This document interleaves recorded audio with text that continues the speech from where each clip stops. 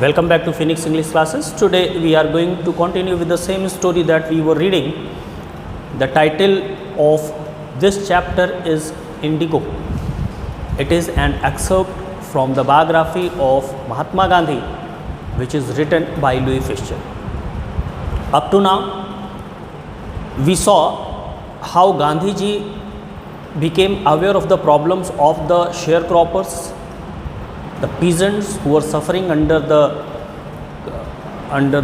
crushing tyranny of the landlords, who were exploiting them in all the possible ways in the name of the sharecropping, and the new name of this sharecropping is contract farming.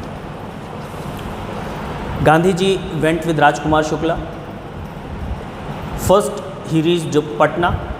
He stayed in the house of Dr. Rajendra Prasad. Dr. Rajendra Prasad was not present at that moment on station. He was not at the station, so he could not meet him there. But without wasting his time, he went to Muzaffarpur, that was en route to Champaran, where he had really to visit and see what was going on there with the farmers.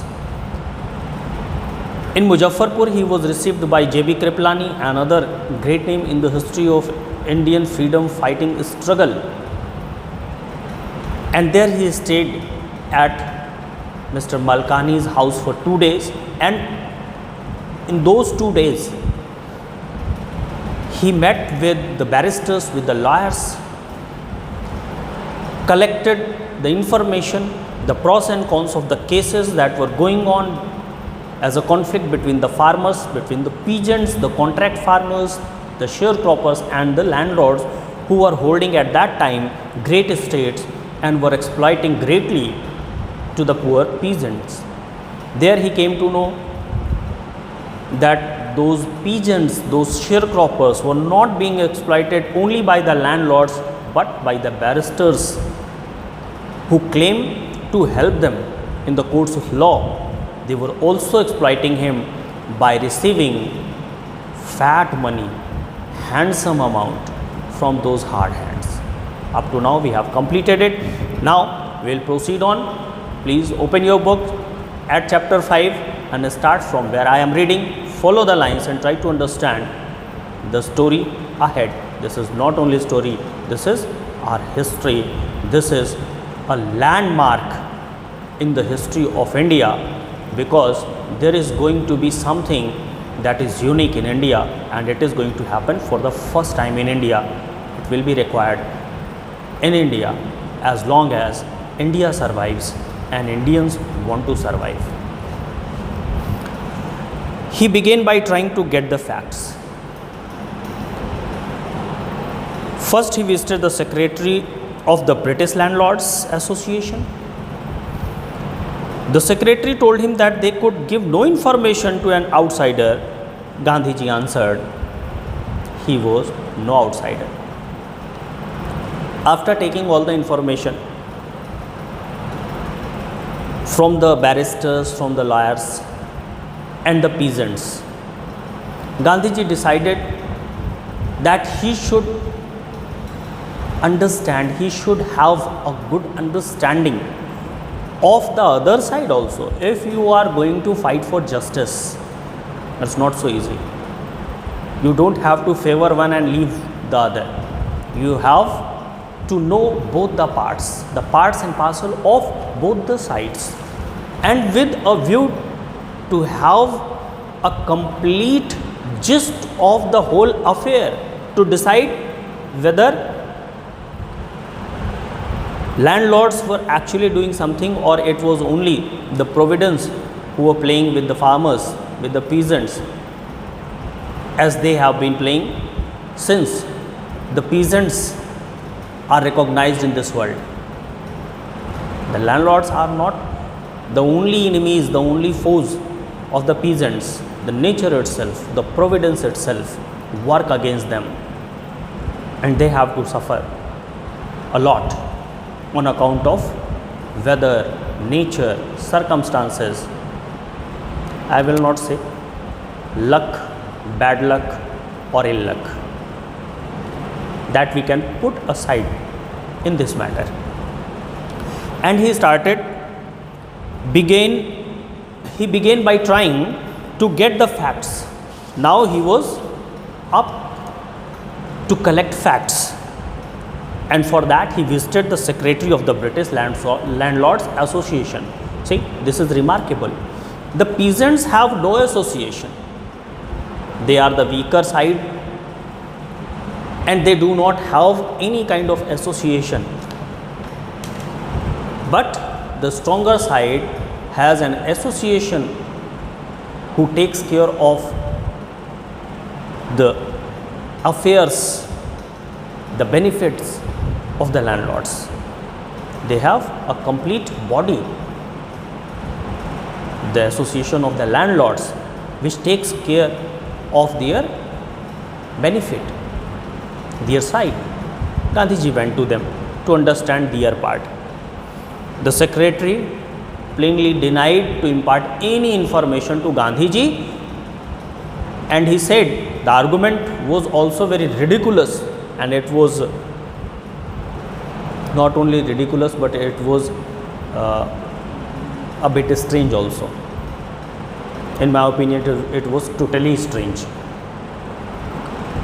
A British man who is the secretary of the Landlords Association is claiming that he is an insider within the limits, within the boundaries of India, and on the other hand he is saying that an Indian, a real Indian who was born in India, whose races have lost their lives in the soil of India, was an outsider. He said, because you are an outsider, we cannot impart any information. We are not up to do anything for you. We are not going to give you any information at any cost, because you are an outsider. Here outsider means if you do not belong to Champaran, or if you are not a party either in the side of the peasants or in the side of the landlords, the landowners, you are outsider. Gandhiji knew everything. He has many things to hide because they are the wrong part of this case. He said, okay, but what you mention is wrong. I am not an outsider. He did not say that you are the outsider, but what he has said that reflects his concern, that reflects his comment, not concern. If you say I am not outsider, it means you are telling the other that you are outsider. But he is not saying that. Without saying that you are outsider, I am not, he said I am not an outsider. This is your wrong interpretation and wrong thought of yours. Next, Gandhi called on the British official commissioner of the Tirhut division in which the Champaran district lay. There he got nothing, no information, almost a kind of get out. He did not lose hope. He tried another person, another official to get some information for there, and for that he went to Tirhut division in which Champaran district lay. And there was another British official, he was the commissioner, and he asked about Champaran episode. The commissioner, Gandhi reports, at this point when he met with the commissioner to know about the case, about the situation, about the injustice, about the kind of contracts that were the chief cause of misery and lots of sorrow and many things that can not be told at all. All these things were being done in Champaran, and the commissioner for sure was not unknown to all these things. That's why Gandhiji wanted some information from him. As soon as he told him that I am here to know what is really happening in this district, the commissioner did not give any kind of sane reply. Gandhiji reports, Gandhiji says, Gandhiji tells us that what he said was more strange than the secretary of the British Landlords Association.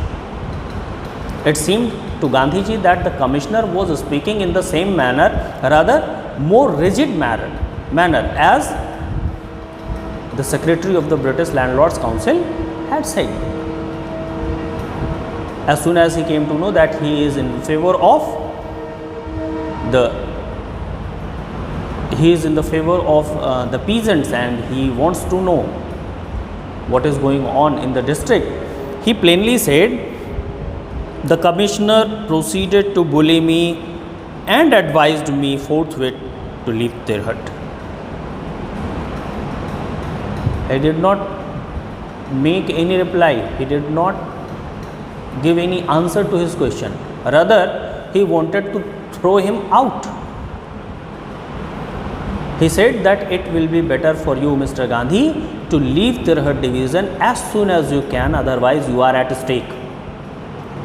He ordered him to leave the place as if he were a criminal. Gandhi did not leave, but Gandhiji was Gandhiji. He did not leave. Gandhiji was a unique personality, and still he is considered or should be considered as a unique personality. He would do what he wanted. He was never afraid. Although these British officers, British pompous people, landlords, all wanted him to leave the district, and it was not an ordinary thing. There were many risks and dangers to it if you are not making compliance to their orders. Yet Gandhiji did not leave. Instead, he proceeded to Motihari, the capital of Champaran. Contrary to the advice of the commissioner, he continued his investigations. Rather than going back to Gujarat, from where he had come, he remained there and went to Motihari, that was the headquarter district of the place Champaran. Several lawyers accompanied him. This time Gandhi was not alone. A number of lawyers were also following him. At the railway station, a vast multitude greeted Gandhi. As soon as he was alighted on the platform of Motihari, a large crowd of peasants,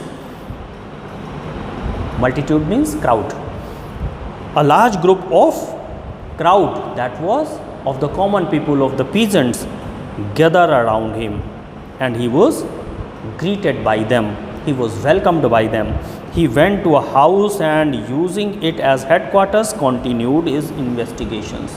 Now he proceeded on to his investigations of the affairs that were going between the peasants and the landlords as a conflict outside the court, inside the court, everywhere around the place, wheresoever this kind of contract forming, this kind of sharecropping was going on. He started his investigations. He took a house on rent and there he lived. That was now the headquarters of Gandhiji. A report came in that a peasant had been maltreated in a nearby village when he was on with his investigations. A news came to him that a recent episode has also occurred, a recent incident has also occurred in the nearby village. A villager, a peasant, because he is also a sharecropper, he has been maltreated by the landlords. Gandhiji found an opportunity to know what exactly was there, because it was the recent episode and he could know the whole affair much better than that was told to him. Gandhi decided to go and see. Now he decided that I will go there personally and see what is happening there with the peasants. The next morning he started out on the back of an elephant.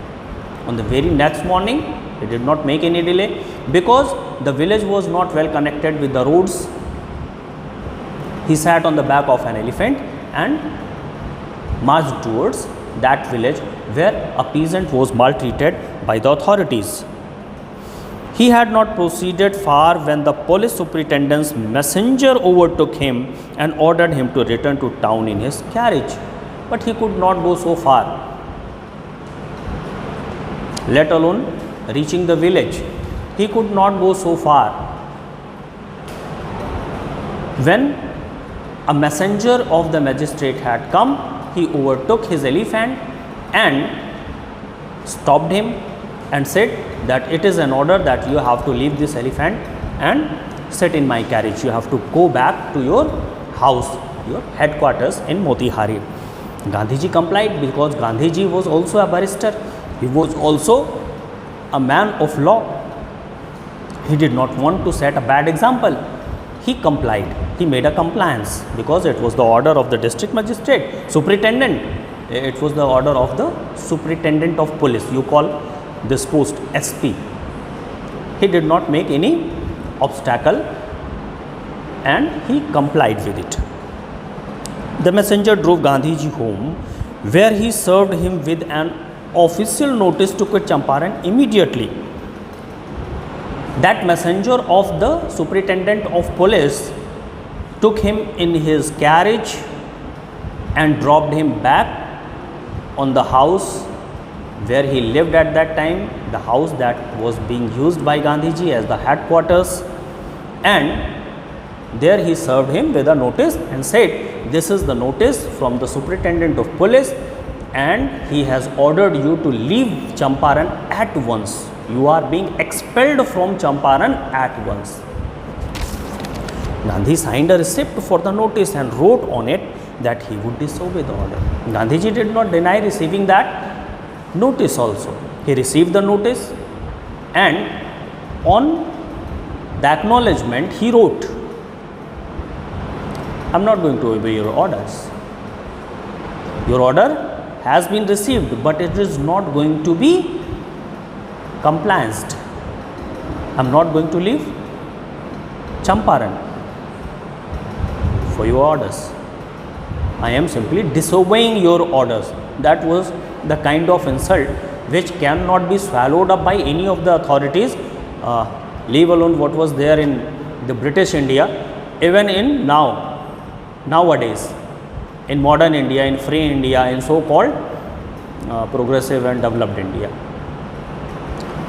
The authorities are not ready to listen to anybody denying the orders.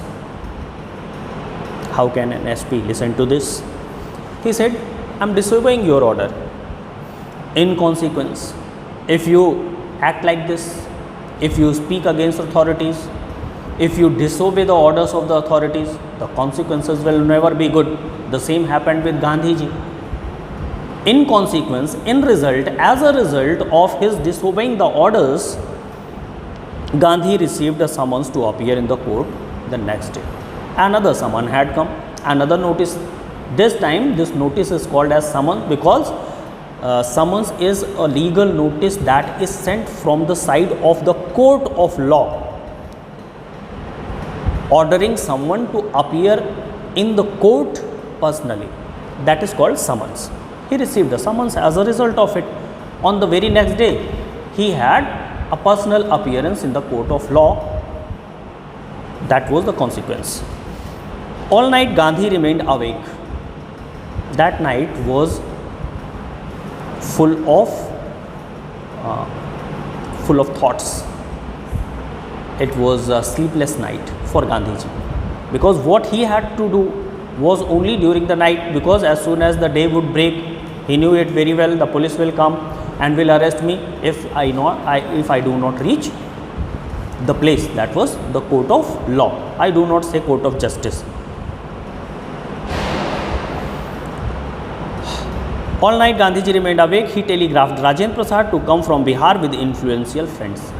The first thing he did was he sent telegram to Dr. Rajendra Prasad, who was at that time in Patna, and he said that come to Champaran with your influential friends, the friends who have some power, who have some influence over this government machinery or in the court of law. He sent instructions to the ashram. He wired a full report to the viceroy. Another telegram carrying instructions from Gandhiji to Sabarmati ashram was also sent. The instructions were given simply because he knew that it is possible that I should be thrown into the jail and I would not be able to communicate with the ashram or with anybody. So what I have to do is to do at night, in this very night. And he sent a wireless report to the viceroy also. At that time, viceroys were in the same power as we now have the governors and the lieutenant governors. At that time, the same power was there with the viceroy, and he sent a telegraph report to the viceroy also, telling about what was happening in Champaran. Morning found the town of Motihari black with peasants. If it were a poem, certainly I would have said that in this line you will find a very good figure of speech, that is transferred epithet. Transferred epithet is being used in prose. Morning found the town of Motihari black with peasants. The morning was not very good for, no, not for Gandhiji, but for the administration of Motihari, because the atmosphere itself had become black, because all the black farmers were on the streets, on the roads, in the compound, at the court of law, and in front of the house which was being used by Gandhiji as his headquarters. There was no place to move about.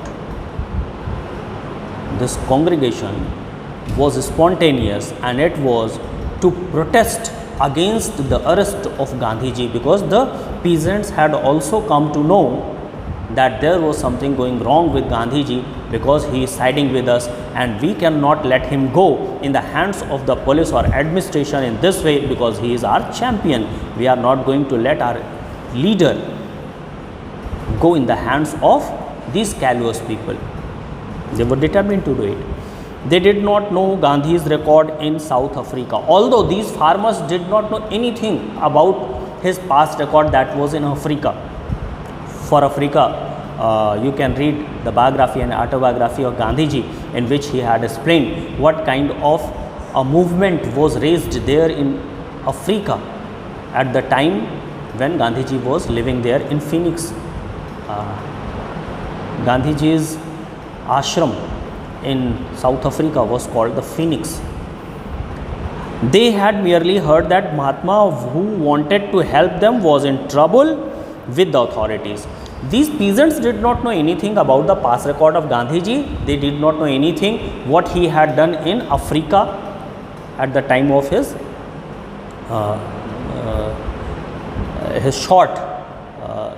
very short inhabitation there in South Africa. They did not know anything about the records. They only knew that someone has come to help us, and it is Gandhiji, and he has come to fight for our cause, and now he is in trouble because of the authorities, and we have to protest the authorities. We cannot let him go in the hands of the police or the callous people of the British government. Their spontaneous demonstration in thousands around the courthouse was the beginning of their liberation from the fear of the British. Don't think that it was in support of Gandhiji. It was really in favor of the peasants themselves, because the peasants who could not raise their voice in their own favor against the injustice done to them, against the exploitation done to them, against the inhuman treatment of theirs, they were now up to raise hands. They were now up to fight against that government, that administration, whom they never thought of looking into eyes. That was a very good favor to the peasants rather than for Gandhiji at that time. They had come to protect their leader, and now they had acquired the kind of